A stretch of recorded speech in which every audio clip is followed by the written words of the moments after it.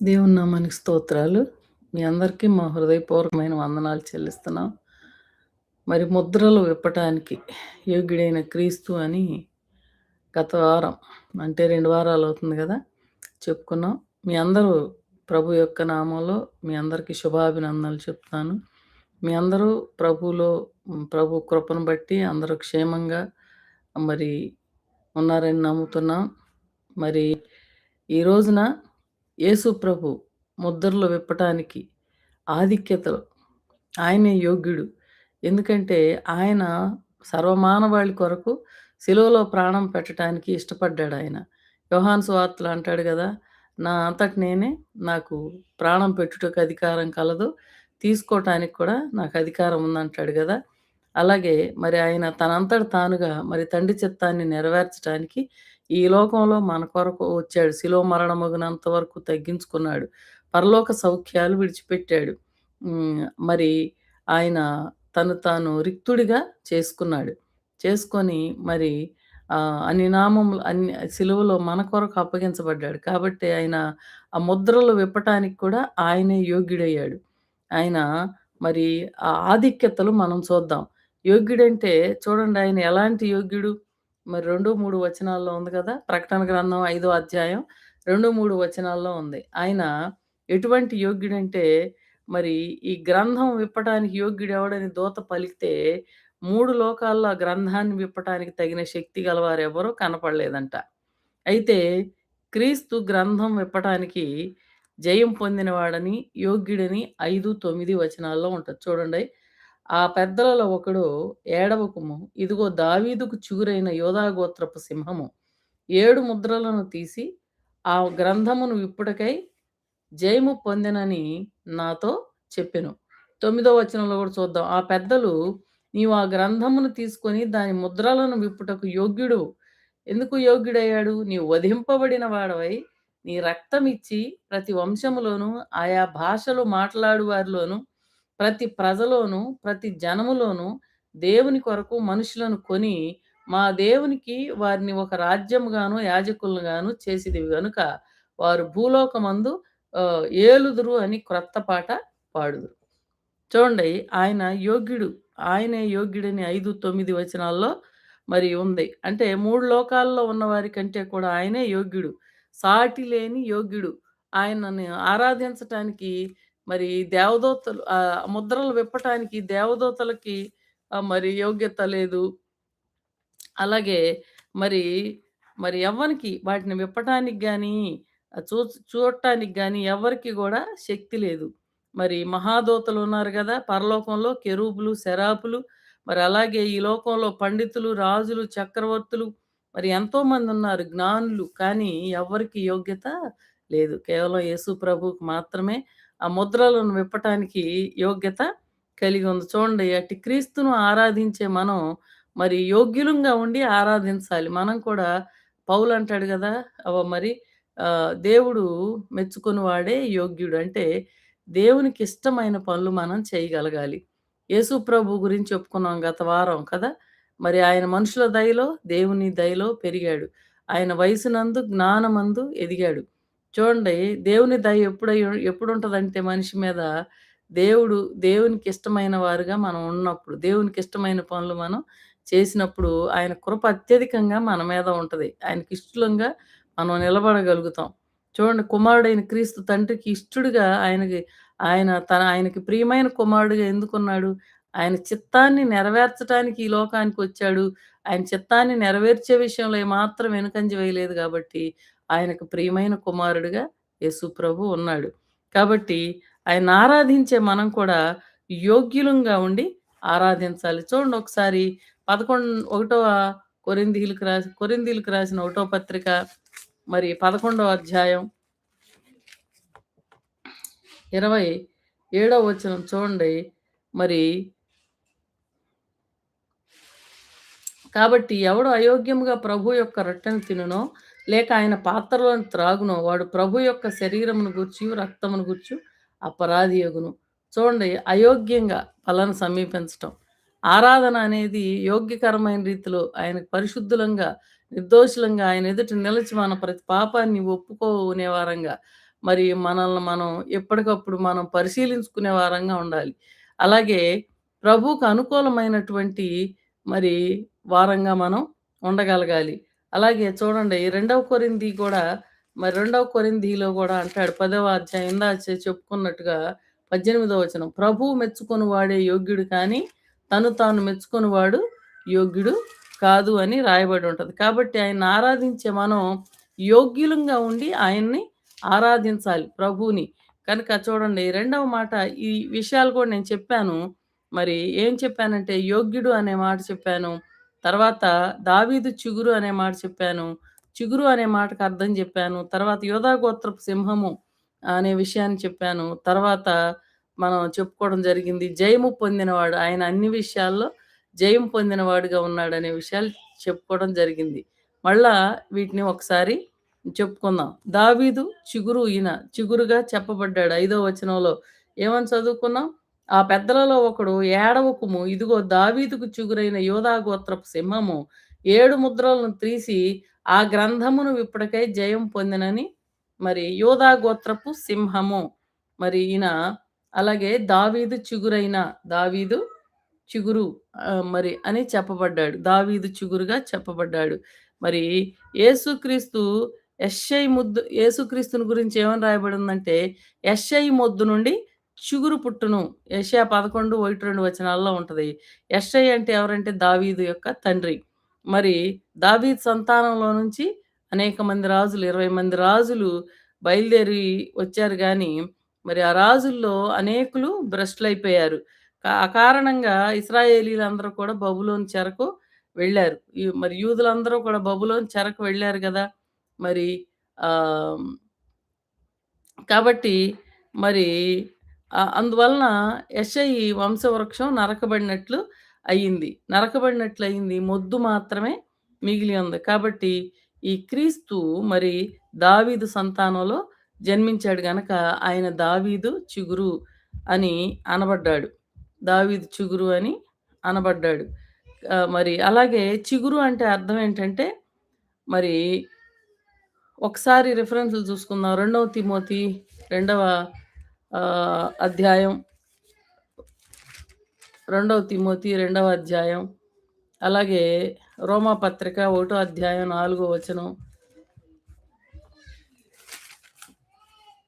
చూడండి ఇక్కడ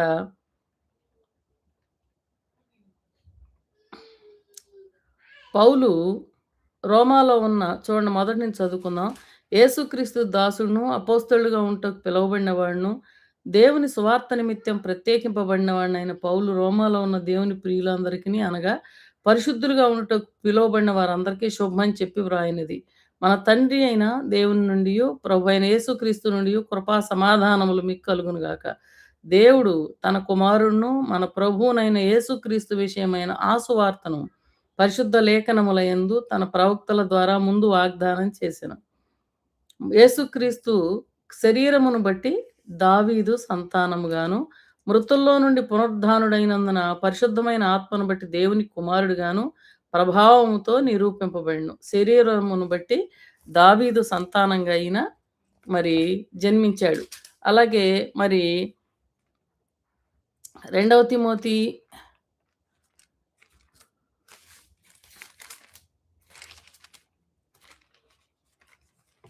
2వ అధ్యాయం 8వ వచనం కూడా చూద్దాం. నా సువార్త ప్రకారము దావీదు సంతానములో పుట్టి మృతుల్లో నుండి లేచిన యేసుక్రీస్తుని జ్ఞాపకం చేసుకొనుము అంటున్నాడు. కాబట్టి ఈయన దావీదు చిగురుగా చెప్పబడ్డాడు. అలాగే చిగురు అనే పదానికి అర్థం ఏంటంటే మరి దేవుని గ్రంథంలో మరి పరిశుద్ధ గ్రంథంలో మరి చాలా చోట్ల రాయబడి ఉంది ఇది. చిగురు అనే మాట. చిగురు అంటే అర్థం ఏంటంటే ఏలువాడు లేదంటే రాజు అని అర్థం. మరి ఆయన వచ్చి మరి ఆయన నమ్మిన వారినందరిని అంటే మనల్నందరిని కూడా ఆయన ఏలేవాడుగా ఉన్నాడు. రేపు ఆయన వచ్చి ఆయన మనల్ని ఏలేవాడుగా ఉన్నాడు. ఇప్పుడు మరి ఆయన్ని మరి నమ్మిన మనందరిని ఇప్పుడు కూడా ఆయన ఏలేవాడుగా ఉన్నాడు. ఆయన రేపు రాబోయే కాలంలో ప్రత్యక్షంగా ఆయన ఏలేవాడుగా ఉన్నాడు. కాబట్టి మనం ఆయన ఏలుబడికి మనల్ని మనం సంపూర్ణంగా ఇప్పుడు అప్పగించుకోవాలి. మరి ఆహ్, మిమ్మల్ని మీరు అప్పగించుకోగలుగుతున్నారా అనేది ఒక ప్రశ్న. చూడండి సామెతల్లో అంటాడు గదా! దావీదు రాస్తాడు ఆ సామెత మూడవ సామెతలో అంటాడు. నీ ప్రవర్తన అంతటి మీద ఆయన అధికారానికి ఒప్పుకొనుము. అప్పుడు ఆయన నీ మార్గములు సరళము చేయును అంటాడు. మరి అంతే గాకుండా మరి రోమాపత్రిక 12వ అధ్యాయం 1 వచనంలో కూడా మరి అపోస్తలుడైన పౌలు తనను తాను పూర్తిగా ప్రభువుకి అప్పగించుకొని మరి వ్రాస్తాడు. ఆ మాటలేమనంటే మనందరికీ తెలిసిందే. అయినప్పటికీ ఈ మాటలు నేను చదివి వినిపించడానికి ఇష్టపడుతున్నాను. కాబట్టి సహోదరులారా, పరిశుద్ధమును దేవునికి అనుకూలమునైన సజీవ యాగముగా మీ శరీరములను ఆయనకు సమర్పించుకొనుడని దేవుని వాత్సల్యమును బట్టి మిమ్మల్ని బ్రతిమాలుకొనుచున్నాను. చూడండి, పరిశుద్ధమును దేవునికి అనుకూలమునైన సజీవ యాగముగా మీ శరీరములను అప్పగించుకొనుడని దేవుని వాత్సల్యమును బట్టి మిమ్మల్ని బతిమాలుకొనుచున్నాను. ఇట్టి సేవ మీకు యుక్తమైనది. ఆయనకు మనల్ని మనం అప్పగించుకొని చేయటం అనేది అది యుక్తమైనది అని అపోస్తలుడైన పౌలు రాస్తున్నాడు. కనుక మన ప్రవర్తన అంతటి మీద ఆయన అధికారానికి ఒప్పుకోవాలి. మన ప్రవర్తన అంతటి మీద అంటే మన శరీరం, మనస్సు యొక్క ఆలోచనలు ఏవి కూడా మనం మరి తీసుకోకూడదు. వాటన్నిటిని కూడా ప్రక్కన పెట్టాలి. మనం ఏమై ఉన్నామో దేవుని కృప వల్లనే ఆయన ఏలుబడికి మనల్ని మనం అప్పగించుకోవటానికి అభ్యాసం చేసుకోవాలి. ఈ రోజున చాలామంది దేవుని యొక్క చిత్తానికి అప్పగించుకోవటానికి ఇష్టపడరు. అనేక రకాలుగా భక్తి గలవారుగా కబుర్లు చెబుతారు, ప్రార్థన చేస్తారు. మరి మరి ఎంతో మరి విధేయత కలిగిన వారుగా కనపడతారే గాని మరి దేవుని చిత్తానికి అప్పగించుకోవటానికి ఎవరు కూడా అనేక మంది ఇష్టపడరు. ఎవరో కూడా అంటే అది పొరపాటవుతుంది. అనేక మంది ఇష్టపడరు. కానీ ప్రభు చిత్తానికి అప్పగించుకున్న వారి జీవితాలు ఎంతో ఫలభరితంగా ఉంటాయి. మరి అది ఎంతో ఆశీర్వాదం. అలాగే యూదా గోత్రపు సింహము అని ఇక్కడ చెప్పబడింది. ప్రకటన గ్రంథం 5వ అధ్యాయంలో మరి యేసు ప్రభు గురించి ఏమని మళ్ళా ఒకసారి చదువుకుందాం 5-7 వచనాలు. ఆ పెద్దలలో ఒకడు ఏడవకుము. ఇదిగో దావీదుకు చిగురైన యూదా గోత్రపు సింహము 7 ముద్రలను తీసి ఆ గ్రంథమును విప్పుటకై జయము పొందెనని నాతో చెప్పెను. మరియు సింహాసనమునకును ఆ 4 జీవులకును పెద్దలకును మధ్యను వధింపబడినట్లుండిన గొర్రెపిల్ల నిలచియుండుట చూచితిని. ఆ గొర్రెపిల్లకు 7 కొమ్ములును 7 కన్నులును ఉండెను. ఆ కన్నులు భూమి అందంతటికి పంపబడిన దేవుని 7 ఆత్మలు. కనుక చూడండి యోధా గోత్రపు సింహంగా చెప్పబడింది. మరి యోధా గోత్రపు సింహం అని ఆ పేరెందుకొచ్చింది? మరి ఇశ్రాయేలీయులకు తండ్రి అయినటువంటి యాకోబు వారిని దీవిస్తా యోధా గోత్రం దగ్గరికొచ్చేసరికి యోధాను గూర్చి ఏమని ప్రవచించాడంటే, యోధా కొదమ సింహము అని ప్రవచించాడు. కాబట్టి యేసు ప్రభు క్రీస్తు ఆ గోత్రంలో జన్మించాడు గనక మరి ఆయన యూదా గోత్రపు సింహము అని అనబడ్డాడు. కనుక ఆయన గర్జించు సింహమైనటువంటి సాతానును జయించినటువంటి సింహం. ఒకటో పేతురులో ఉంటుంది కదా! ఒకటో పేతురు 5వ అధ్యాయంలో ఆహ్, అలాగే చూడండి మరి, మరి ఆయన నమ్మిన వారిని కూడా ఆయన సింహాలుగా చేసే దేవుడుగా ఉన్నాడు. నీతిమంతులు సింహముల వలె ధైర్యం కలిగి ఉంటారు. దుష్టుడు ఎవడు తరమకుండానే పారిపోతాడని ఉంటది. ఎక్కడ సామెతలు 28వ అధ్యాయం 1 వచనంలో. కనుక మనం సాతాన్ని ఎదిరిస్తే సాతాను పారిపోతాడు. కనుక ఆయన యూదా గోత్రపు సింహమై ఉన్నాడు. మనల్ని కూడా సింహాల వలె ధైర్యం కలిగిన వారుగా చేశాడు. అక్కడ తిమోతిలో గూడా అంటాడు గదా! శక్తియు, ప్రేమయు, ఇంద్రియ నిగ్రహం కలిగిన ఆత్మనే ఇచ్చాను గాని ఇచ్చాడు గాని పిరికి ఆత్మను మనకివ్వలేదంటాడు అపోస్తలుడైన పౌలు తిమోతికి వ్రాస్తూ. కాబట్టి మరి అపవాది గర్జించుచున్న సింహం వలె ఉన్నాడు గానీ, అపవాది ఎప్పటికి సింహం కాడు. నిజమైన సింహం ఎవరంటే యోధా గోత్రపు సింహం అయినటువంటి యేసుక్రీస్తు ప్రభువే. కనుక ఆయన ఆయనకు లోబడి మనం సాతాను గనుక ఎదిరించినప్పుడు సాతాను పారిపోయేవాడుగా ఉన్నాడు. కనుక యోధా గోత్రపు సింహము అని ఆయనకు ఆ పేరు ఎందుకొచ్చిందంటే, తండ్రి అయిన యాకోబు ఇశ్రాయేలీయులు తండ్రి అయిన యాకోబు వారిని దీవించేటప్పుడు యోధాని యోధా కొదమ సింహము అని పిలిచాడు. ఆ గోత్రంలోంచి యేసు ప్రభు వచ్చాడు. కనుకనే మరి ఆయన యూదా గోత్రపు సింహం అన్నారు. ఆయన అన్నిట్లో జయం పొందిన వాడుగా ఉన్నాడు యేసు ప్రభు. ఎన్ని విషయాలు చెప్పుకున్నాం? ఆయన యోగ్యుడు, ఆయన దావీదు చిగురు, అలాగే ఆయన యూదా గోత్రపు సింహము, అలాగే ఆయన జయము పొందినటువంటి వాడు. ఆయన జయం పొందినటువంటి వాడు అంటే ఆయన శోధన జయించాడు. ఎక్కడుంది ఈ మాట? హెబ్రీయులకు రాసిన పత్రిక 4 అధ్యాయం 14 వచనంలో ఉంటది. ఏమని ఉంటదంటే ఇక్కడ 15 వచనం.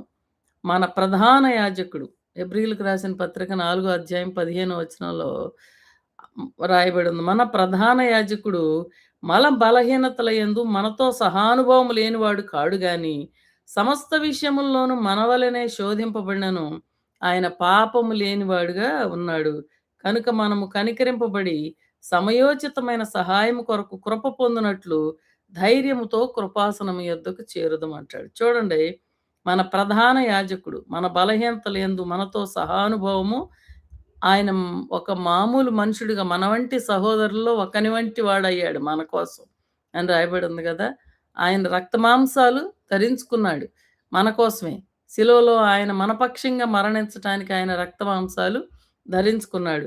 ఆయన అన్ని విషయాల్లో మనతో సహానుభవము లేనివాడుగా లేడు గానీ, ఆయన పాపము లేనివాడుగా ఉన్నాడు. అంటే ఆయన 2వ అధ్యాయంలో ఉంటది. మన వలె ఆయన శోధింపబడినప్పటికీ చూడండి, శోధింపబడి శ్రమ పొందాడు గనక, శోధింపబడు వారికి ఆయన సహాయము చేయగలవాడై ఉన్నాడు. పైన చూస్తే ఉంటది చూడండి, అన్ని విషయాల్లో ఆయన తన సహోదరుల వంటి వాడు కావలసి వచ్చెను. అన్ని విషయాల్లో తన సహోదరుల వంటి వాడు కావలసి వచ్చెను అని ఉంటది. అలాగే ఆయన లోకాన్ని జయించాడు.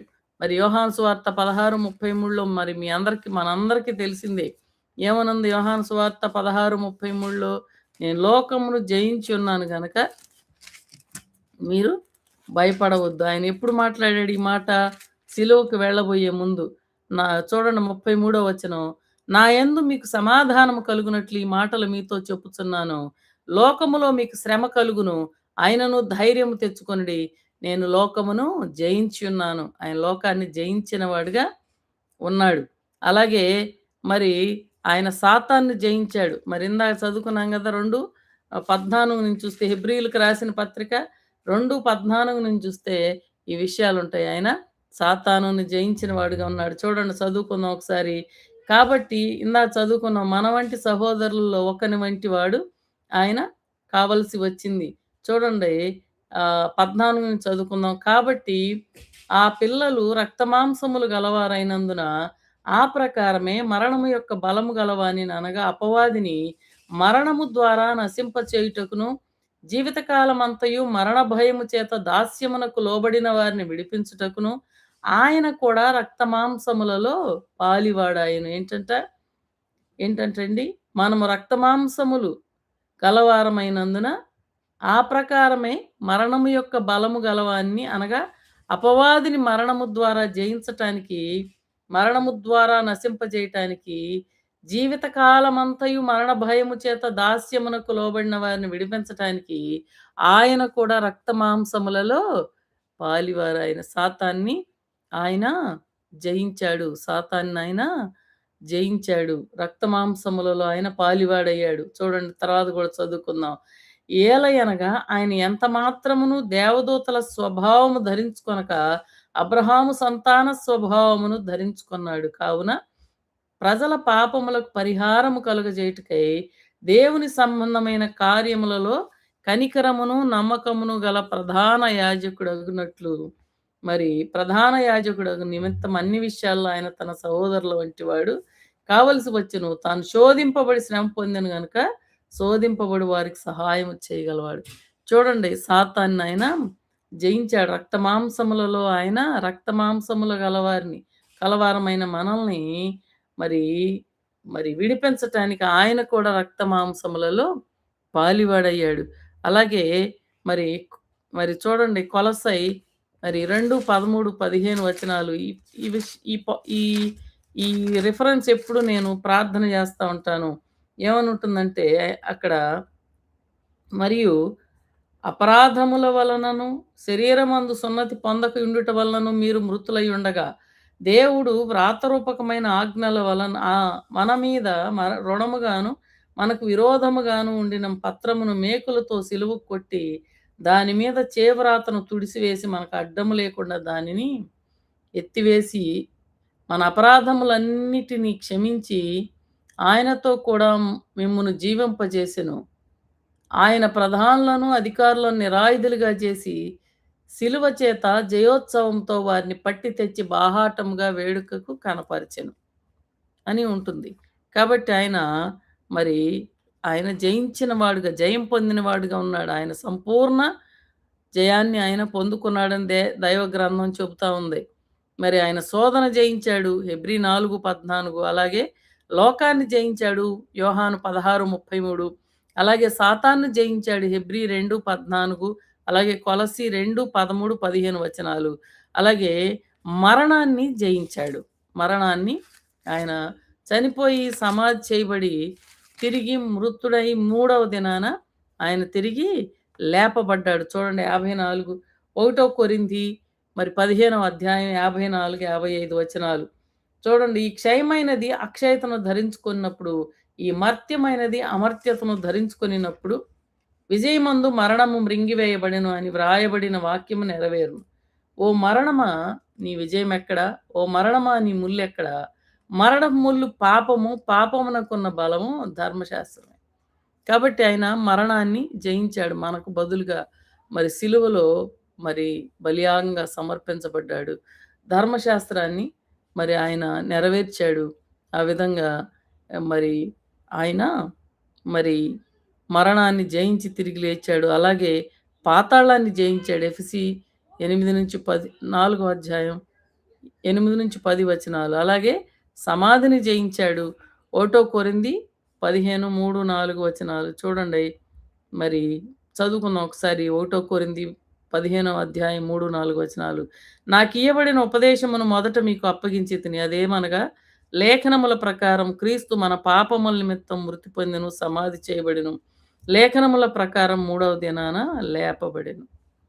కాబట్టి ఆయన మరి సమాధిని జయించాడు. అలాగే ప్రభుత్వ ముద్రలను కూడా జయించాడు కదా.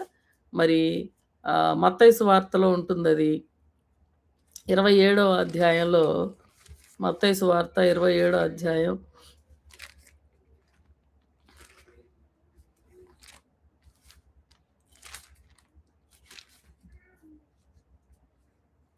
27వ అధ్యాయం 64, 65 వచనాలు.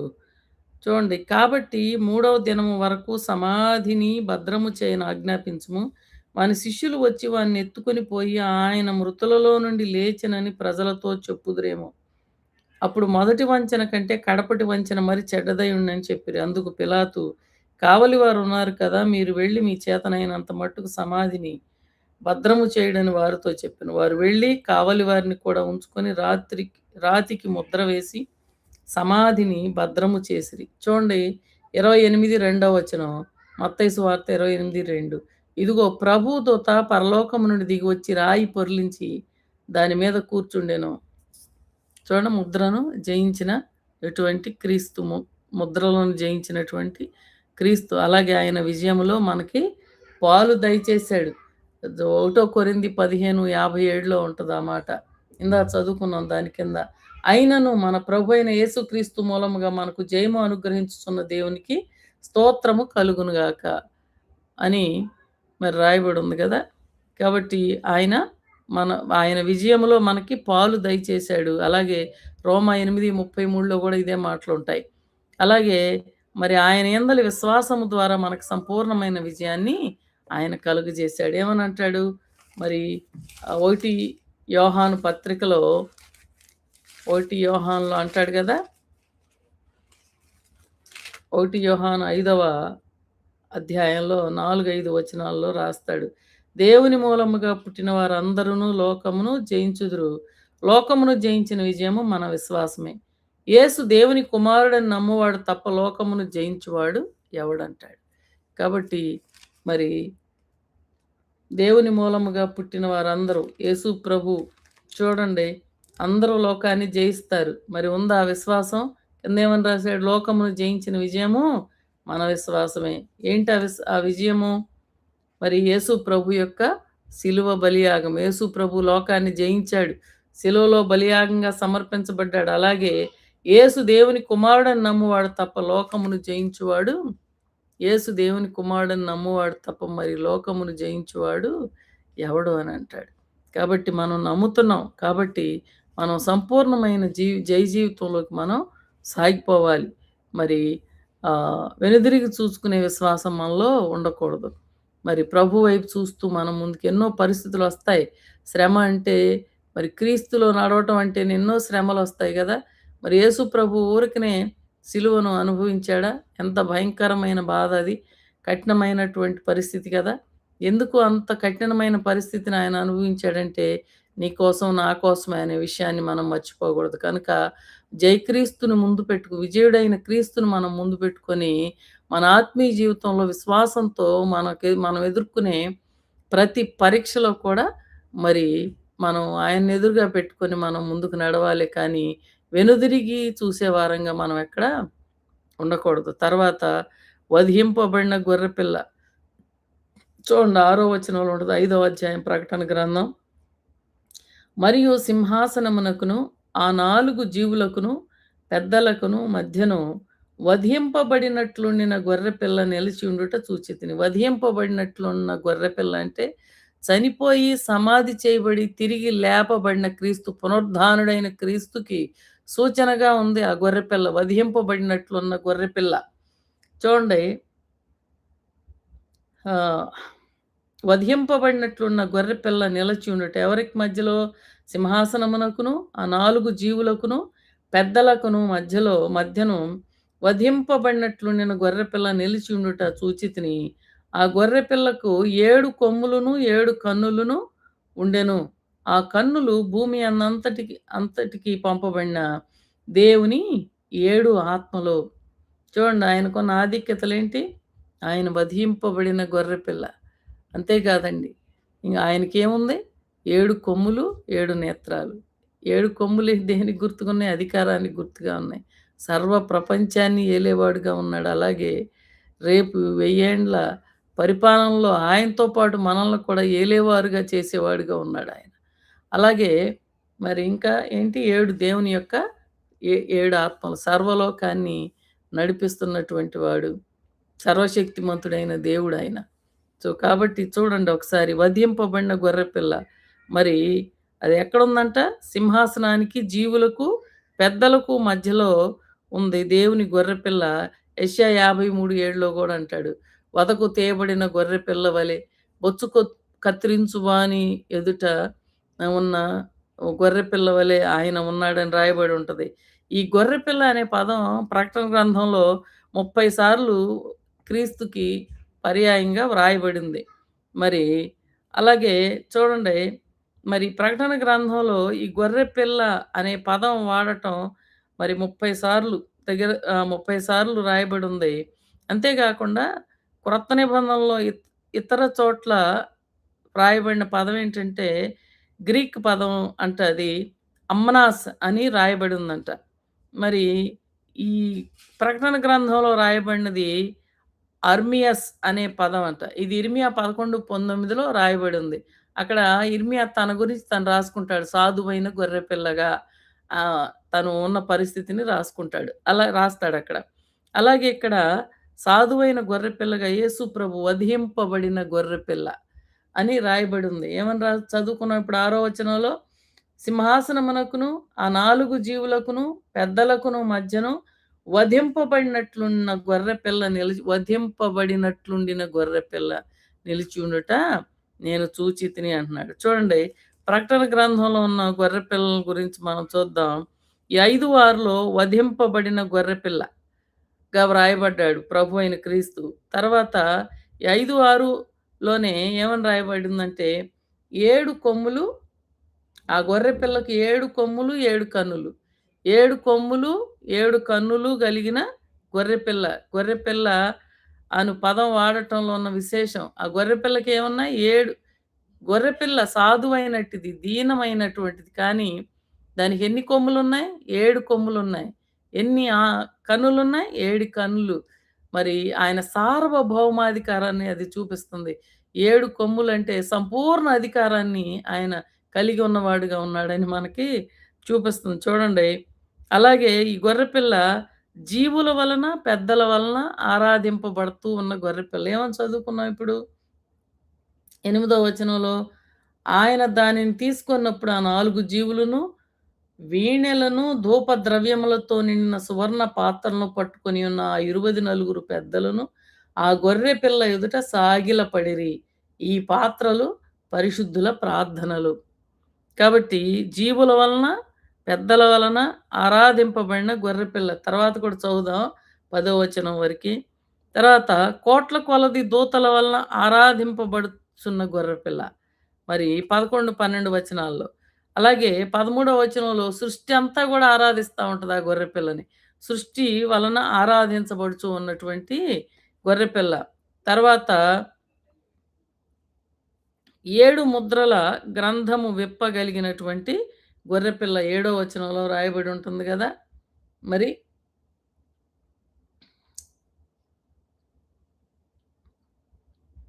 ఆయన వచ్చి సింహాసనమందు ఆసీనుడయుండు అని చేతిలో నుండి ఆ గ్రంథమును తండ్రి అయిన దేవుని చేతిలో నుంచి ఆ గ్రంథాన్ని తీసుకున్నాడాయన. ఆ మాటే వ్రాయబడి ఉంది. 7 ముద్రల గ్రంథాన్ని విప్పగలిగిన గొర్రెపిల్ల. మరి అలాగే ఎవడును లెక్కింపజాలని సమూహము ద్వారా ఆరాధింపబడిన గొర్రెపిల్ల 7వ అధ్యాయం మరి 9, 10 వచనాల్లో ఉంటుందిది. 7వ అధ్యాయం 9, 10 వచనాల్లో చూడండి. అటు తరువాత నేను చూడగా, ఇదిగో ప్రతి జనములో నుండియు, ప్రతి వంశంలో నుండియు, ప్రజలలో నుండియు, ఆయా భాషలు మాట్లాడు వారిలో నుండియు వచ్చి, ఎవడును లెక్కింపజాలని ఒక గొప్ప సమూహము కనబడెను. వారు తెల్లని వస్త్రములు ధరించుకున్న వారై, ఖర్జూరపు మట్టలు చేతబట్టుకొని, సింహాసనము ఎదుటను, గొర్రెపిల్ల ఎదుట నిలవబడి, సింహాసనాసీనుడైన గొర్రెపిల్ల ఎదుట నిలవబడి సింహాసనాసీనుడైన మా దేవునికిని, గొర్రెపిల్లకును మా రక్షణకై స్తోత్రమని మహాశబ్దంతో ఎలుగెత్తి చెప్పారంట. ఎవరు లెక్కింపజాలని సమూహము ద్వారా వారు ఆయన ఆరాధింపబడుతూ ఉన్నటువంటి వాడు ఆ గొర్రెపిల్ల. అలాగే చూడండి 7:14లో మరి గొర్రెపిల్ల మరి రక్తములో తమ వస్త్రములు ఉతుక్కొని తెలుపు చేసుకున్నారు అని రాయబడుతుంది. గొర్రెపిల్ల రక్తములో. తర్వాత 7:17లో జీవజలముల బుగ్గల యొద్దకు నడిపించే గొర్రెపిల్ల. చూడండి. ఏలయనగా సింహాసన మధ్యమందుండు గొర్రెపిల్ల వారికి కాపరి అయి జీవజలముల బుగ్గల యొద్దకు వారిని నడిపించును. అలాగే సాతాను మీద మన మన విజయానికి కారణమైనటువంటి గొర్రెపిల్లగా వ్రాయబడ్డాడు ప్రభు అయిన క్రీస్తు 12వ అధ్యాయం 11వ వచనంలో. 12వ అధ్యాయం 11. వారు గొర్రెపిల్ల రక్తమును బట్టియు, తామిచ్చిన సాక్ష్యమును బట్టియు వానిని జయించున్నారు గాని, మరణము వరకు తమ ప్రాణములను ప్రేమించిన వారు కారు. కాబట్టి సాతాను మీద మన విజయానికి కారణమైనటువంటి గొర్రెపిల్ల. అట్లాగే 144,000 మంది వెంబడించిన గొర్రెపిల్ల. ఇది ఎక్కడుందంటే 14వ వచనం మరి 14వ అధ్యాయం 1-4 వచనాల వరకి మరి చదివితే ఇది అర్థమవుతది. మరియు నేను చూడగా, ఇదిగో ఆ గొర్రెపిల్ల సియోను పర్వతం మీద నిలువబడి ఉండెను. ఆయన నామమును, ఆయన తండ్రి నామమును నొసళ్ళ యందు లిఖింపబడి ఉన్న 144,000 మంది ఆయనతో కూడా ఉండిరి. మరియు విస్తారమైన జలముల ధ్వనితోనూ, గొప్ప ఉరుము ధ్వనితోనూ సమానమైన ఒక శబ్దము పరలోకములో నుండి రాగా వింటిని. నేను వినిన ఆ శబ్దము వీణలు వాయించుచున్న వైణికుల నాదమును పోలినది. వారు సింహాసనము ఎదుటను, ఆ 4 జీవుల ఎదుటను, పెద్దల ఎదుటను ఒక క్రొత్త కీర్తన పాడుచున్నారు. భూలోకములో నుండి కొనబడిన ఆ 144,000 మంది తప్ప మరి ఎవరును ఆ కీర్తన నేర్చుకొనజాలరంట. వీరు స్త్రీ సాంగత్యమున అపవిత్రులు కాని వారును, స్త్రీ సాంగత్యము ఎరుగని వారునయుండి, గొర్రెపిల్ల ఎక్కడికి పోవునో అక్కడికెల్లా ఆయనను వెంబడింతురు. వీరు దేవుని కొరకును, గొర్రెపిల్ల కొరకును ప్రథమ ఫలముగా ఉండుటకై మనుష్యులలో నుండి కొనబడిన వారు. వీరి నోట ఏ అబద్ధమును కనబడలేదు. వీరు అనింద్యులు. ఏంటంటండి 144,000 మంది వెంబడించారంట ఈ గొర్రెపిల్లని. ఏంటంట గొర్రెపిల్ల. ఆ గొర్రెపిల్ల ఎక్కడుంది? సియోను పర్వతం మీద నిలబడింది. యోహాను చూస్తున్నాడు ఈ దృశ్యాలన్నీ కూడా. ఎంత ధన్యుడో గదా!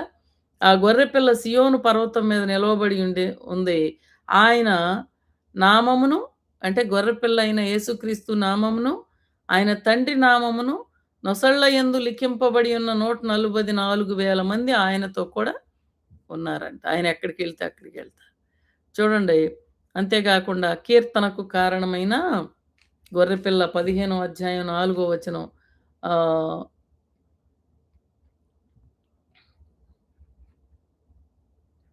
చూడండి 4 వచనం.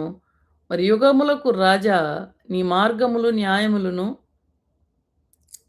3 నుంచి చదువుదాం. ప్రభువా, దేవా, సర్వాధికారి, నీ క్రియలు ఘనమైనవి, ఆశ్చర్యమైనవి. యుగములకు రాజా, నీ మార్గములు న్యాయములను సత్యములునై ఉన్నది. ప్రభువా, నీవు మాత్రము పవిత్రుడవు. నీకు భయపడని వాడెవడు? నీ నామమును మహిమపరచని వాడెవడు? నీ న్యాయవిధులు ప్రత్యక్షపరచబడినవి గనుక జనములందరూ వచ్చి నీ సన్నిధిన నమస్కారము చేసెదరని చెప్పుచు దేవుని దాసుడగు మోషే కీర్తనయు గొర్రెపిల్ల కీర్తనయు పాడుచున్నారు. గొర్రెపిల్ల కీర్తన పాడుతున్నారని, కీర్తనకు కారణమైన గొర్రెపిల్ల. అలాగే ఉగ్రతకు కారణమైన గొర్రెపిల్ల. 6, 16, 17 వచనాలు. 6వ అధ్యాయం 16, 17 వచనాలు చూడండి. భూరాజులను, ఘనులను, సహస్రాధిపతులను, ధనికులను, బలిష్ఠులను, ప్రతి దాసుడును, ప్రతి స్వతంత్రుడును కొండ గుహలలోను, బండల సందులలోను దాక్కొని సింహాసనాసీనుడై ఉన్నవాని యొక్కయు గొర్రెపిల్ల యొక్కయు ఉగ్రత మహాదినము వచ్చెను. దానికి తాళజాలిన వాడెవడు? మీరు మా మీద పడి ఆయన సన్నిధికిని గొర్రెపిల్ల ఉగ్రతకును మమ్మను మరుగు చేయుడి అని పర్వతములతోనూ బండలతోనూ చెప్పుచున్నాడు. ఏంటంటండి, ఉగ్రతకు కారణమైన గొర్రెపిల్ల. ఉగ్రతకు కారణమైన గొర్రెపిల్ల. తర్వాత రాజులకు రాజు, ప్రభువులకు ప్రభు అయినటువంటి గొర్రెపిల్ల. 17వ అధ్యాయం కీర్తన ఇది ప్రకటన గ్రంథం 17వ అధ్యాయం 14వ వచనంలో చూడండి. వీరు గొర్రెపిల్లతో యుద్ధము చేతురు గాని గొర్రెపిల్ల ప్రభువులకు ప్రభువును రాజులకు రాజునై ఉన్నందునను తనతో కూడా ఉండిన వారు పిలువబడిన వారై ఏర్పరచబడిన వారై నమ్మకమైన వారై ఉన్నందునను ఆయన ఆ రాజులను జయించును. ఏంటంటే ఆ గొర్రెపిల్ల రాజులకు రాజు, ప్రభువులకు ప్రభువు అయిన గొర్రెపిల్ల. అలాగే 10 మంది రాజులను జయించినటువంటి గొర్రెపిల్ల. ఈ 14 వచనంలో చదువుకున్నాం గదా! మరి ఆయనతో కూడా ఉన్నవారు పిలువబడిన వారై, ఏర్పరచబడిన వారై, నమ్మకమైన వారై ఉన్నందునను ఆయన ఆ రాజులను జయించును. అట్లాగే వివాహం గురించి రాయబడింది 19వ అధ్యాయం 7వ వచనం. చూడండి. 6వ వచనం నుంచి చదువుదాం. అప్పుడు గొప్ప జనసమూహపు శబ్దమును, విస్తారమైన జలముల శబ్దమును, బలమైన ఉరుముల శబ్దమును పోలిన ఒక స్వరము, సర్వాధికారియు ప్రభువునగు మన దేవుడు ఏలుచున్నాడు. ఆయనను స్తుతించుడి. గొర్రెపిల్ల వివాహోత్సవ సమయం వచ్చినది. ఆయన భార్య తను తాను కొని ఉన్నది కనుక మనము సంతోషపడి ఉత్సహించి ఆయనను మహింపరచెదమని చెప్పగా వింటిమి. చూడండి. మరి వివాహమాడినటువంటి గొర్రెపిల్ల. అలాగే 9వ వచనంలో, ఈ 19వ అధ్యాయం 9వ వచనంలో విందుకు కారణమైనటువంటి గొర్రెపిల్లగా వ్రాయబడ్డాడు. అలాగే చూడండి. మరి 21వ వచనంలో 12 పునాదుల పైన ఉన్న 12 మంది అపోస్తలులను కలిగిన గొర్రెపిల్లగా చెప్పబడ్డాడు. చూడండి 21, 14 చూడండి. ఈ పట్టణ ప్రాకారము 12 పునాదులు కలది. ఆ పునాదుల పైన గొర్రెపిల్ల యొక్క 12 అపోస్తలుల 12 పేర్లు, 12 అపోస్తలుల యొక్క 12 పేర్లు మరి కనబడుచున్నాయంట. పట్టణ ప్రాకారము 12 పునాదులు గలది. ఆ పునాదుల పైన గొర్రెపిల్ల యొక్క 12 అపోస్తలుల 12 పేర్లు, గొర్రెపిల్ల యొక్క అపోస్తలుగా చెప్పబడ్డాడు. అలాగే దేవాలయానికి దీపముగా ఉన్నాడు ఆయనే. 21వ అధ్యాయం 22, 23 వచనాలు చూడండి. సర్వాధికారి అయిన దేవుడగు ప్రభువు గొర్రెపిల్లయు దానికి దేవాలయమునై ఉన్నారు.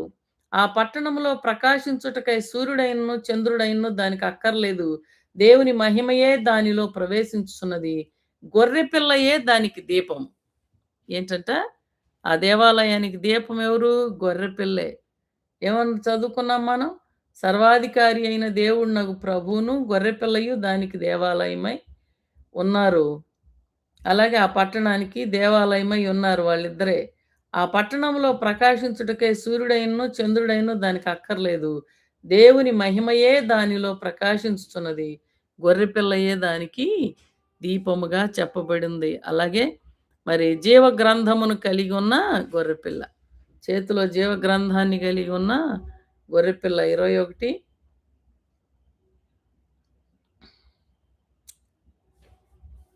తర్వాత 20 ఆహ్, క్షమించాలి. జీవ గ్రంథాన్ని కలిగి ఉన్న గొర్రెపిల్ల. అలాగే మరి చూడండి 21 అధ్యాయం 27వ వచనం. గొర్రెపిల్ల యొక్క జీవ గ్రంథమందు వ్రాయబడిన వారే దానిలో ప్రవేశింతురు గాని, నిషిద్ధమైన ఏదైనను, అసహ్యమైన దాన్ని, అబద్ధమైన దాన్ని జరిగించువాడైనను దానిలోనికి ప్రవేశింపడు. 27వ వచనం. 21 అధ్యాయం 27వ వచనం. గొర్రెపిల్ల యొక్క జీవ గ్రంథము. జీవ గ్రంథాన్ని కలిగి ఉన్న గొర్రెపిల్ల. అలాగే సింహాసనం కలిగిన గొర్రెపిల్ల చూడండి 22వ అధ్యాయం 1వ వచనం. మరియు స్ఫటికము వలె మెరయునట్టి జీవ జలముల నది దేవుని యొక్కయు, గొర్రెపిల్ల యొక్కయు సింహాసనము నొద్ద నుండి ఆ పట్టణపు రాజవీధి మధ్యను ప్రవహించుట ఆ దూత నాకు చూపెను. చూడండి దేవుని మరియు స్ఫటికము వలె మెరయునట్టి జీవ జలముల నది దేవుని యొక్కయు, గొర్రెపిల్ల యొక్కయు సింహాసనము మధ్య నుండి ప్రవహిస్తుందంటండి. గొర్రెపిల్ల సింహాసనము. ఆ! సింహాసనం కలిగినటువంటి గొర్రెపిల్ల. చూడండి ఆయన యోగ్యతలు మనం చూసాం. ఆయన ఆధిక్యతలు మనం చూసాం. ఏంటి? ఆయన యోగ్యుడు. ఎందుకంటే ఆయనే సిలువలో మనందరి కొరకు చనిపోయాడు. మనందరి కొరకు ప్రాణాలు అర్పించాడు కాబట్టి ఆయనే యోగ్యుడని, ఆయన దావీదు చిగురని, మరి దావీదు వంశంలో నుంచి ఆయన జన్మిస్తాడని చెప్పి, సూర్యుడున్నంత కాలం ఆయన సింహాసనం స్థిరపరచబడుతుందని దావీదుకు వాగ్దానం ఇచ్చి దేవుడు మరి దావీదు వంశంలో నుండి యేసు ప్రభువుని జన్మింపజేశాడు. కనుక ఆయన దావీదు చిగురుగా చెప్పబడ్డాడు. అలాగే యోధా గోత్రపు సింహంగా చెప్పబడ్డాడు ఆయన. అలాగే అన్ని విషయాల్లో జయం పొందిన వాడుగా ఉన్నాడు. ముద్రలు విప్పటానికి ఆయన ఆధిక్యతలు ఇవన్నీ కూడా. అలాగే వధింపబడిన గొర్రెపిల్ల. గొర్రెపిల్ల అనే పదాన్ని వాడటంలో ఉన్న విశేషాన్ని మనం చూసుకున్నాం. గొర్రెపిల్లగా ఆయన యొక్క వధింపబడిన గొర్రెపిల్ల పునరుద్ధానుడైన క్రీస్తుని చూపిస్తుంది. అది ఆయన ఆధిక్యత. చూడండి అద్భుతం. ఆ పునరుద్ధానుడైన క్రీస్తు మరి, మరి ఎంతో ఆయన మహిమను, మహత్యాన్ని మనకు కనపరుస్తుందది. ఆయన పునరుద్ధానం అనేది. చూడండి మరి యేసు ప్రభు ఒకే సమయంలో సింహానికి బలమైన సింహం బలంగా ఉంటుంది గదా! సింహానికి సాధువైన గొర్రె పిల్లకు పోల్చబడటం అనేది మరి చాలా ఆశ్చర్యకరమైన విషయం. చూడండి తగ్గింపుతో కూడిన ఆయన మరణం, అలాగే మరి ఆయన పునరుద్ధానం ఒకే దానిలో చూపెట్టడం, ఒకే పిక్చర్‌లో చూపెట్టడం అనేది ఆయన మహత్యాన్ని మనకి కనపరుస్తా ఉంది. మరి అలాగే మనం చెప్పుకున్నట్టుగా ఇప్పుడు ఇంతకుముందు ఆయన వధింపబడటమే ఆ గ్రంథం ఇప్పటానికి ఆయనకు ఆ యోగ్యతని కలగజేసింది. మరి నేను ఆల్రెడీ చెప్పాను ఈ మాట. వధింపబడిన ఆయన మరి గొర్రెపిల్ల నిలిచియుండుట. వధింపబడినను గొర్రెపిల్ల అనేది నిలిచియుండుట ఆయన పునరుద్ధానానికి సూచనగా ఉంది. ఆయన పునరుద్ధానుడైనా కూడా ఆ గాయాలు కనబడుతున్నాయి. వధింపబడినట్టుగా ఉన్న గొర్రెపిల్ల అని చదువుకున్నాం గదా! మనం 5వ అధ్యాయంలో చూడండి 6వ వచనం. మరియు సింహాసనమునకును ఆ 4 జీవులకును పెద్దలకును మధ్యన వధింపబడినట్లుండిన గొర్రెపిల్ల నిలిచియుండుట చూచితిని అని అంటున్నాడు. ఈ వధింపబడినట్లున్న గొర్రెపిల్ల మరి ఆ గొర్రెపిల్ల మరి పునరుద్ధానుడైనా కానీ గాయాలు కనబడతా ఉన్నాయి. మరి తోమ పునరుద్ధానుడైన ప్రభు యొక్క గాయాలను చూడాలని కోరుకున్నాడు. మరి ఆ గాయాలను చూసాడు. మరి యోహాను సువార్తలో మనం అది చదువుకుంటాం. యోహాను సువార్త 20వ అధ్యాయం 27వ వచనంలో. మరిక్కడ మరి గొర్రెపిల్ల గాయాలతో కనపడినటువంటి దృశ్యం జాగ్రత్తగా గమనించండి. ఇక్కడ గొర్రెపిల్ల గాయాలతో కనబడినటువంటి దృశ్యం మరి భవిష్యత్తులో జరగబోయే కార్యం ఇప్పుడు మనం ఇదంతా చదువుకునేదంతా కూడా ఇప్పుడిది గాదు. భవిష్యత్తులో జరగబోయేటటువంటి కార్యం. ఆయన తిరిగి ఒకటి ఒకటో అధ్యాయం ఏడో వచనంలో అంటాడు. ఆయన తిరిగి వచ్చినప్పుడు మరి ఆ గాయాలు వచ్చినప్పుడు కూడా ఆ గాయాలు చూస్తారని చూడండి ఏడో వచనంలో ఉంటది. ఒకటో అధ్యాయం ఏడో వచనం. ఇదిగో ఆయన మేఘారూఢుడై వచ్చుచున్నాడు. ప్రతి నేత్రము ఆయనను చూచును. ఆయనను పొడిచిన వారును చూచెదరు. భూజనులందరూ ఆయనను చూచి రొమ్ము కొట్టుకొందురు. అవును ఆమేన్ అని ఉంటదక్కడ. చూడండి ఆయన మేఘారూఢుడై వస్తాడని, ప్రతి నేత్రము ఆయన్ను చూస్తుందని, ఆయనను పొడిచిన వారు కూడా ఆయన్ని చూస్తారని. భూజనులందరూ ఆయన్ని చూచి రొమ్ము కొట్టుకుంటారంట. చూడండి మరి అప్పుడు వచ్చినప్పుడు ఆయన గాయాలు చూస్తారు. జకర్యాలో గూడా ఈ మాటలు రాయబడ్డాయి. జకర్యా 12వ అధ్యాయం చూడండి ఒకసారి చూద్దాం. జకర్యా 12, 10-14 వచనాలు. దావీదు సంతతి వారి మీదను,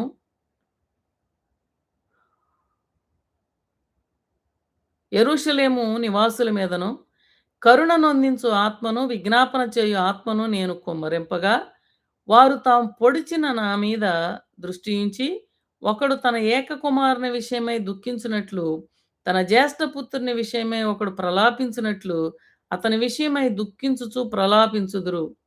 మెగిద్దోను లోయలో హదద్రిమ్మోను దగ్గర జరిగిన ప్రలాపం వలనే ఆ దినమున యెరూషలేములో బహుగా ప్రలాపం జరుగును. దేశ నివాసులందరూ ఏ కుటుంబమునకు ఆ కుటుంబముగా ప్రలాపింతురు. దావీదు కుటుంబీకులు ప్రత్యేకముగాను, వారి భార్యలు ప్రత్యేకముగాను, నాతాను కుటుంబీకులు ప్రత్యేకముగాను, వారి భార్యలు ప్రత్యేకముగాను, వారందరూ కూడా ప్రలాపిస్తారని వ్రాయబడి ఉంది. యేసు ప్రభు దావీదు సంతతి వారి మీదను, యెరూషలేము నివాసుల మీదను కరుణ నొందించు ఆత్మను, విజ్ఞాపన చేయు ఆత్మను నేను కుమ్మరింపగా వారందరూ కూడా ప్రలాపిస్తారు అని ఉంది. కనుక మనం ప్రభువునొద్దకు ఎత్తబడినప్పుడు ఎంతమంది ఉన్నా కూడా ఆయనని గుర్తుపట్టగలరు. ఎందుకంటే ఆయన గాయాలు ఆయన మన కొరకు శిలువలో శ్రమను అనుభవించాడనే సత్యాన్ని మనకి చూపిస్తా ఉంటాయి. మరి ఆహ్, ఎందుకంటే చూడండి అక్కడ సింహాసనానికి, జీవులకి, పెద్దలకు మధ్యలో గొర్రెపిల్ల ఉంది. పరలోకంలో పరలోకంలో కేంద్ర స్థానం ఆయనదే. మరి యేసు ప్రభుది. అలాగే ఆదికాండం నుంచి కూడా ప్రకటన గ్రంథం వరకు కూడా కేంద్రం ఆయనే లేఖనాల్లో. అలాగే భూలోకంలో సంఘముల మధ్యలో కూడా ఆయనే కేంద్రం కదా! మరి ఈ ప్రకటన గ్రంథం ఒకటో అధ్యాయం మరి 13వ వచనంలో ఏమని రాయబడి ఉంది? 7 సువర్ణ దీపస్తంభములను, ఆ దీపస్తంభముల మధ్యన మనుష్య కుమారుని పోలిన ఒకరిని చూచితిని.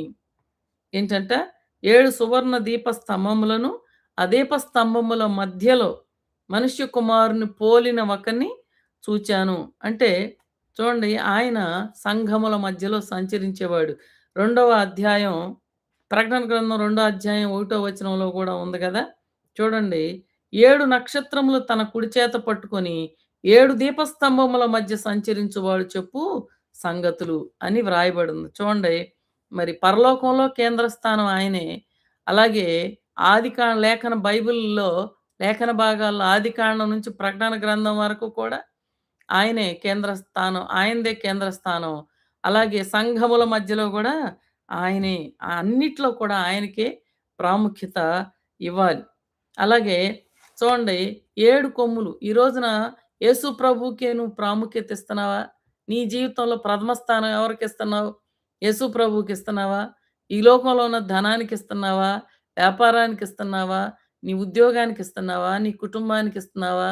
ఎవరికిస్తున్నావు? నీ భార్య, పిల్లల కుటుంబం అంటే భార్యకిస్తున్నావా? పిల్లలకిస్తున్నావా? లేతే స్త్రీలైతే భర్తలకిస్తున్నారా? పురుషులకి? లేదంటే పిల్లలకిస్తున్నారా? ఎవరికిస్తున్నారు ప్రథమ స్థానం? నీ జీవితంలో ప్రాముఖ్యమైన స్థానం, ప్రథమ స్థానం యేసుక్రీస్తుదే అయ్యుండాలి. ఎందుకంటే ఆయనే నీ కొరకు చనిపోయి, సమాధి చేయబడి, మూడవ దినాన తిరిగి లేచాడు. ఆయన మరణించి తిరిగి విజయుడిగా లేచాడు. మరి మనల్ని కూడా ఆయన లేపుతానని ఆయన గొప్ప వాగ్దానం మనకి అనుగ్రహించాడు. చూడండి ఒకసారి అపోస్తల కార్యాల గ్రంథంలో అపోస్తల కార్యాల గ్రంథంలో వ్రాయబడి ఉంటుంది. 17వ అధ్యాయం అనుకుంటాను. బహుశా నేను చూసి చెప్తాను.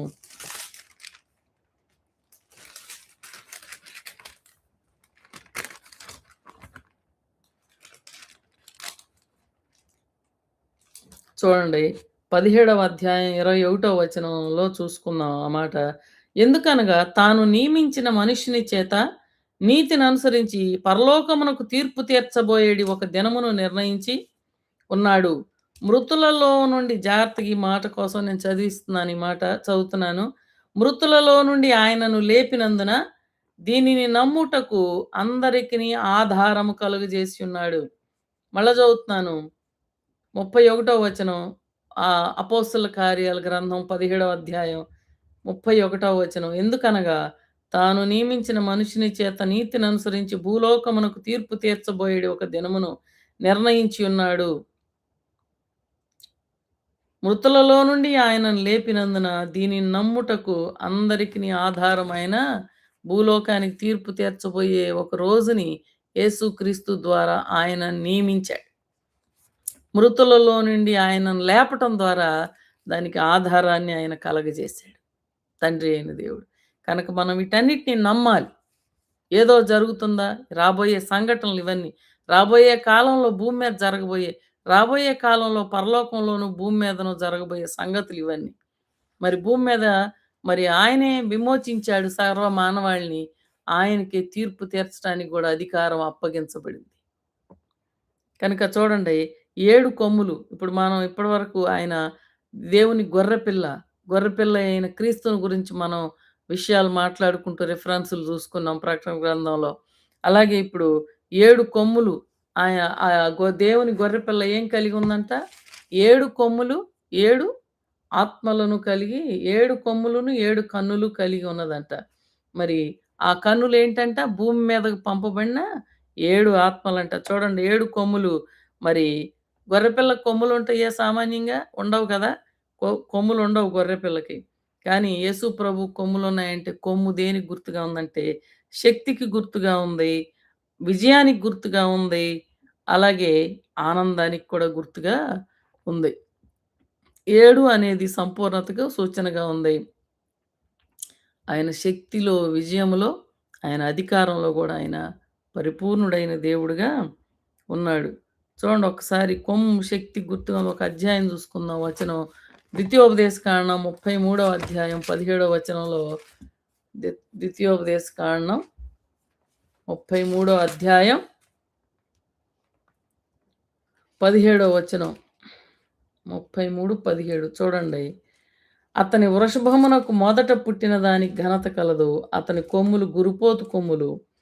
వాటి వలన అతడు భూమి అంతముల వరకు జనులను త్రోసివేయును. కొమ్ము అధికారానికి గుర్తుగా ఉంది. శక్తికి గుర్తుగా ఉంది కొమ్ము. మరి ఇంకా కూడా ఉన్నాయి గానీ ఇంకా అవసరం లేదు. తర్వాత 7 కన్నులు. 7 కన్నులు దేనికి గుర్తుగా ఉన్నాయంటే ఆయన సర్వజ్ఞుడు. ఆయన సమస్తాన్ని కూడా చూడగలడు.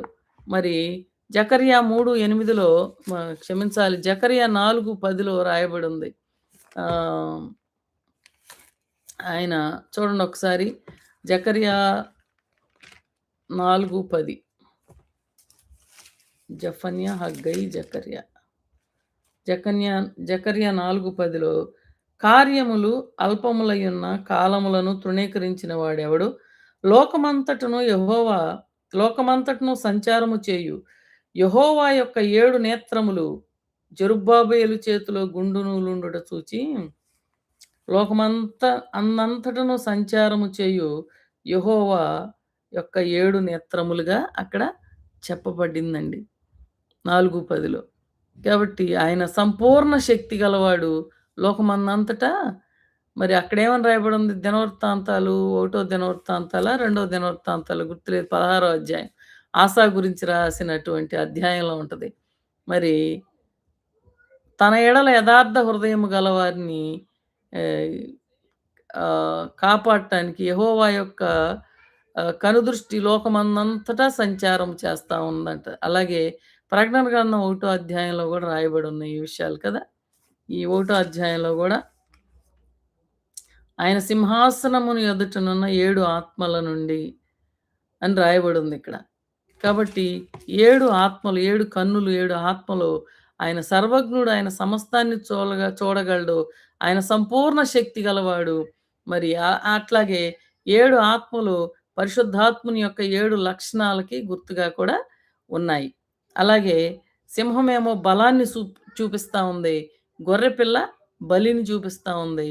అయితే విషయం ఏంటంటే, క్రీస్తు బలము యొక్క రహస్యం ఎక్కడుందంటే, ఆయన యొక్క బలియాగంలోనే ఉంది. క్రీస్తు బలము యొక్క రహస్యం ఎక్కడుంది? ఆయన బలియాగంలోనే ఉంది. ఇవాళ నీ యొక్క మరి విజయ రహస్యం మరి ఎక్కడుందంటే, నీ తగ్గింపులోనే ఉంది. నీ బలము యొక్క రహస్యం ఎక్కడుందంటే, నీ తగ్గింపులోనే ఉంది. ఆయన శిలువ మరణమగునంత వరకు తగ్గించుకున్నాడు. మన కొరకు అప్పగించుకున్నాడు ఆయన. మరి ఆయన పునరుద్ధానుడయ్యాడు. భూలోకానికి తీర్పు తీర్చబోయే రోజు ఒకటి ఆయన ఆయన ద్వారానే నిర్ణయించాడు తండ్రి అయిన దేవుడు. మరి కాబట్టి మనం అటువంటి ప్రభువుకి మనం నమ్మకంగా ఉండాలి. అలాగే 7వ వచనంలో ఏముంది? మరి చూడండి, ఆయన వచ్చి సింహాసనమందు ఆసీనుడయుండు వాని కుడి చేతిలో నుండి ఆ గ్రంథమును తీసుకొనెను.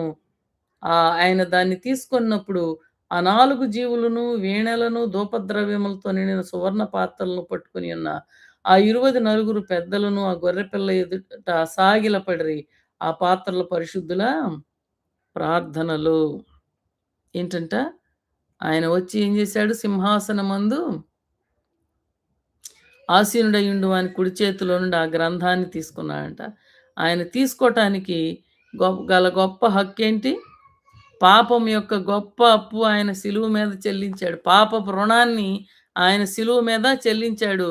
సాతాను యొక్క స్వాధీనంలోకి పోయినటువంటి స్వాస్థ్యాన్ని ఆయన మరలా సంపాదించాడు. ఆదాముకి అప్పగిస్తే ఆదాము సాతానుకి అమ్మివేశాడు.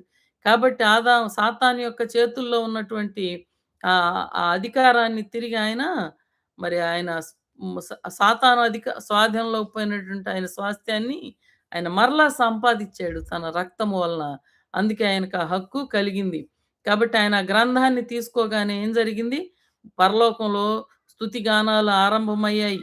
ఏంటంట? పరలోకంలో తర్వాత వచనాల్లో ఉంది గదా! ఆయన దాన్ని తీసుకున్నప్పుడు 8వ వచనం 4 జీవులను, వీణలను, ధూపద్రవ్యములతో నిండిన సువర్ణ పాత్రలు పట్టుకొని ఉన్న ఆ 24 పెద్దలను ఆ గొర్రెపిల్ల ఎదుట సాగిలపడిరి. ఆ పాత్రలు పరిశుద్ధుల ప్రార్థనలు. ఆ పెద్దలు, నీవు ఆ గ్రంథమును తీసుకొని దాని ముద్రలను విప్పుటకు యోగ్యుడువు. నీవు వధింపబడిన వాడవై నీ రక్తమిచ్చి ప్రతి వంశములోను, ఆయా భాషలు మాట్లాడే వారిలోను, ప్రతి ప్రజలోను, ప్రతి జనములోను దేవుని కొరకు మనుషులను కొని మా దేవునికి నీ వారిని ఒక రాజ్యముగాను, యాజకులుగాను చేసితివి గనుక వారు భూలోకమందు ఏలుదురని క్రొత్త పాట. ఇంకా కింద అంతా కూడా ప్రభువుని స్తుతించడం గురించి ఉంటుంది. ఈ 12, 11వ వచనం, 12వ వచనం, కోట్ల కొలది దేవదూతలు వీరందరూ కలిసి ప్రభువుని ఆరాధిస్తారనమాట. చూడండి, మరి ఆ గ్రంథాన్ని ఆయన చేతిలోంచి తీసుకోగానే పరలోకంలో ఏం ఆరంభమైంది? స్తుతిగానాలు ఆరంభమై. చూడండి, మరి ఆ ప్రకటన గ్రంథం రాసింది యోహాను గాని, 7 ముద్రలు గల గ్రంథానికి రచయిత యోహాను కాదు. అది దైవ చట్టం. అదేంటి? దైవ చట్టం. అయితే ఈ గ్రంథాన్ని యోహాను చూచి మరి క్రీస్తు ఆ ముద్రను విప్పుట వలన కలుగు ఫలితాలు మనకి చెప్తా ఉన్నాడు ఈ ప్రకటన గ్రంథంలో. అలాగే అంటే దైవ చిత్తానుసారముగా నిర్ణయించబడిన తీర్పులు యేసుక్రీస్తు ద్వారా ఎలాగు నెరవేర్చబడుతున్నాయో రాస్తున్నాడు. కనుక మరి జరగబోయే సంగతులు ఇవన్నీ కూడా ప్రకటన గ్రంథం రాసిన యోహాను ద్వారా శిష్యుడైన యోహానుకి ఈ విషయాలన్నీ పద్మాసు ద్వీపంలో ఆయన పరవాసిగా ఉన్నప్పుడు ఆయన్ని దర్శించి, మరి ఆయన శ్రమ మధ్యలో ఆయన్ని దర్శించి, మరి ఆయన ద్వారా ఈ విషయాలన్నీ, రాబోయే సంభవాలన్నీ కూడా ప్రభువు ఆయన ద్వారా రాయించాడు. ఎంత గొప్ప విషయాలు ఇవన్నీ కూడా. కనుక మన ప్రభువైన క్రీస్తుకు మనం నమ్మకమైన సాక్షులంగా మనం ఈ లోకంలో జీవించి ఆయనకు నమ్మకంగా మనం పనిచేయాలి. దేవుడు ఈ మాటలు దీవించి మిమ్మల్ని అందరినీ ఆశీర్వదించును గాక. ఆమేన్. ప్రార్థన చేసుకుందాం. మహాపరిశుద్ధుడు అయిన మా ప్రియ పరలోకపు తండ్రి, అయ్యా విమోచించిన వాడవు నీవే. భూమి మీదకు తీర్పు తీర్చబోయే ఒక రోజును నిర్ణయించాడు తండ్రి నీ ద్వారా. కనుకనే నిన్ను శిలువ మరణానికి అప్పగించాడు. అతడు అయ్యా, అయ్యా నా తండ్రి నా నాయన, వధకు తేబడిన గొర్రె పిల్లవలే నువ్వు ఉన్నావు, మౌని అయి ఉన్నావు అని లేఖనాల్లో రాయబడి ఉంది. వధింపబడిన గొర్రె పిల్లగా ప్రకటన గ్రంథంలో యోహాను ద్వారా మాకు చూపిస్తున్నావు నాయన. వధింపబడిన గొర్రెపిల్ల, పునరుద్ధానుడైన గొర్రెపిల్ల, అయ్యా లోకానికి తీర్పు తీర్చటానికి నాయన, తీర్పు తీర్చబోయే గొర్రెపిల్లగా నాయన మా కన్నులు ఎదుట ఉన్నావు. రాబోయే దినాలు దుర్దినాలు ప్రభువా. ఎన్నో సంభవాలు ఈనాడు జరుగుతున్నాయి. ఇంకను భయంకరమైన దుర్దినాలు రాబోతా ఉన్నాయి ప్రభువా. విశ్వాసాన్ని కాపాడుకోగలగాలి. అయ్యా ప్రతి ఆత్మ నమ్మకంగా నీ ఎదుట ఉండాలి. అటు కృపను దయచేయండి. ప్రతి ఆత్మను దర్శించండి నాయన. ప్రతి ఆత్మను దర్శించండి. ప్రతి కుటుంబాన్ని దర్శించండి. నీ మార్గాల్లో తమ ప్రవర్తన అంతటిని నీ అధికారానికి అప్పగించుకొని నీలో నమ్మకంగా కొనసాగుటకు కావాల్సిన శక్తిని దయచేయండి. ప్రతి ఆత్మను ఆశీర్వదించండి. వారి విశ్వాసాన్ని బలపరచండి. అయ్యా నీ ఉద్దేశాలు నెరవేర్చండి, సఫలపరచండి. మీరే మహిమ పొందమని చేరి వచ్చిన బిడ్డలందరినీ ఆశీర్వదిస్తున్నాను. వారి ఆత్మలను ఆశీర్వదిస్తూ వారి కుటుంబాలకు శుభమని చెబుతూ మీరే మహిమ పొందమని యేసయ్య శక్తిగా నీ దాసురాలనైన నన్ను నాయన మీ శిలువ చాటును మరుగుపరిచి మీరు మాట్లాడిన స్తుతిస్తూ మీరే మహిమ పొందమని యేసయ్య శక్తి కలిగిన దయ కలిగిన నామంలో వేడుకొని ప్రార్థన చేస్తాం పరమ తండ్రి.